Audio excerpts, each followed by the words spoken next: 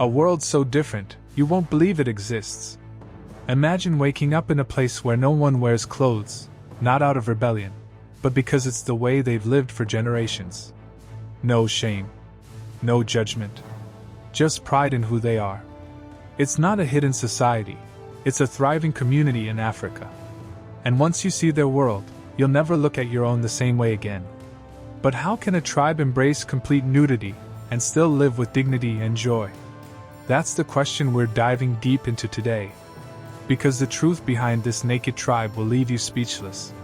Stay with us, because what you're about to witness challenges everything you thought you knew about culture, modesty, and freedom.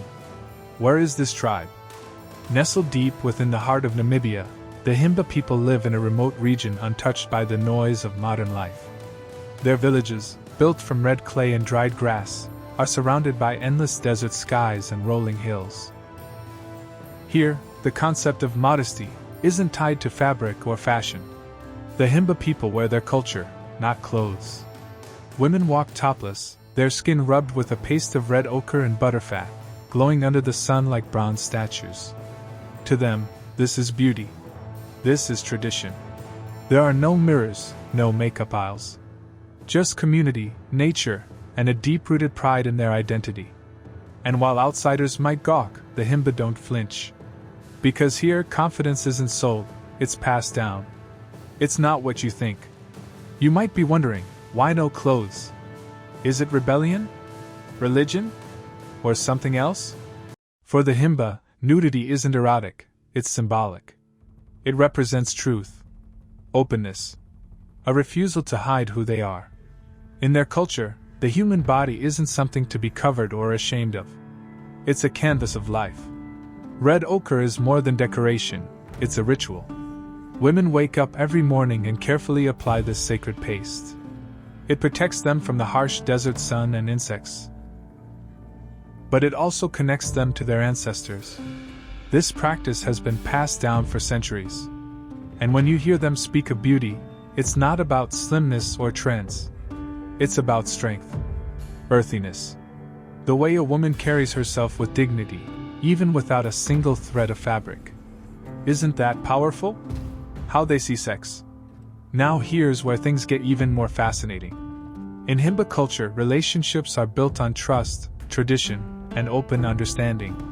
While sex is a natural part of life, it isn't surrounded by secrecy or shame.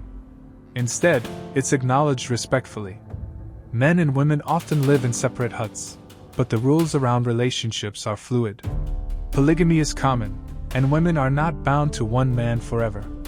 They have freedom of choice, a value many modern societies still struggle with. Some might label this as taboo, but to the Himba, it's simply life. And perhaps, it's a more honest life than we're used to. Still with us? Because the next part might just blow your mind. Shock, awe, and misunderstanding. When tourists first encounter the Himba tribe, reactions vary wildly. Some are mesmerized by the tribe's natural beauty and serenity. Others? Uncomfortable. Even judgmental. But why? Why does nudity, when divorced from sexuality, still make people uneasy? The answer lies in our cultural conditioning. For many of us, the human body is wrapped in layers of stigma. But the Himba show us that those layers are learned, not natural. And yet, there's a darker side to the tourist gaze. Smartphones clicking. Whispered comments. The Himba are often photographed like exhibits in a museum, not human beings with rich stories. Which begs the question, are we really the civilized ones? Naked but nurtured. In the Himba tribe, children grow up surrounded by community love, elders' wisdom, and the rhythms of nature. From birth, they're taught that their bodies are sacred, not dirty, not shameful. They bathe in ash instead of water during droughts. They learn to track animals, fetch firewood, and tell stories around the fire. Girls watch their mothers apply the ochre, and soon begin the same rituals. Boys help with cattle and learn to provide. There's no internet. No YouTube. No fashion magazines. And yet these children grow up with a sense of confidence many of us envy. Is it possible that true self-esteem comes not from selfies, but from being seen and accepted as you are? The future of the Himba. Can they survive modern influence? But with the world creeping in, change is inevitable. Cell towers now dot the edges of the desert. Tour buses roll in more frequently.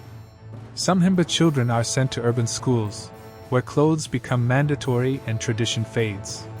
There's tension here, a push and pull between preserving culture and embracing progress. Some young Himba return, proud and determined to keep their ways alive. Others? They leave, forever changed by city life. Will the next generation still walk proudly without clothes? Or will the ochre fade with time? Only time will tell. But what's clear is this: their story is far from over. But for the Himba people of northern Namibia, the absence of Western clothing is not a sign of poverty.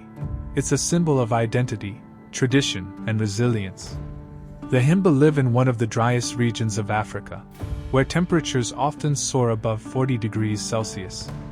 In such a climate, minimal clothing isn't just cultural, it's practical.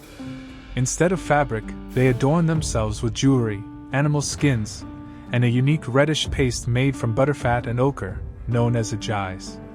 This protects their skin from the harsh sun and gives it the distinctive reddish glow that has become a symbol of Himba beauty. Their homes, called angandas, are built from a mix of mud, dung, and wood. Life here is slow, deliberate, and deeply connected to the land and community. Despite globalization and increasing outside influence, the Himba have maintained their way of life with dignity and pride. For the Himba, appearance is deeply intertwined with social status and spiritual belief. Hairstyles, for instance, can reveal a person's age, marital status, and even how many children they have. Young girls wear too thick braids in front of their face, while married women cover their hair with elaborate headdresses made of leather and shells. Education and modern development have slowly started to reach Himba communities, bringing both opportunities and challenges. Some younger members now attend schools in nearby towns, where they're introduced to new languages, technologies, and ways of thinking. However, this exposure also raises difficult questions about identity. How to balance tradition with the demands of a rapidly changing world. Many Himba families walk a careful line, allowing their children to explore education while still returning to their roots during key ceremonies and seasonal migrations. For them, tradition isn't something to be abandoned. It's something to be honored, even as the world around them evolves. So now that you've seen their world, what do you think? Can a society thrive without the things we consider essential? Are clothes really a sign of civility, or just another social construct? The Himba tribe lives on their own terms, proud of their heritage and unafraid of judgment. And in doing so, they challenge us to question everything we think we know about identity, beauty, and freedom. If this story opened your mind even a little, give this video a thumbs up. Share it with someone who still thinks there's only one right way to live. Drop a comment below. Would you survive in a tribe like this? Could you live without clothes, and without shame? And don't forget to subscribe.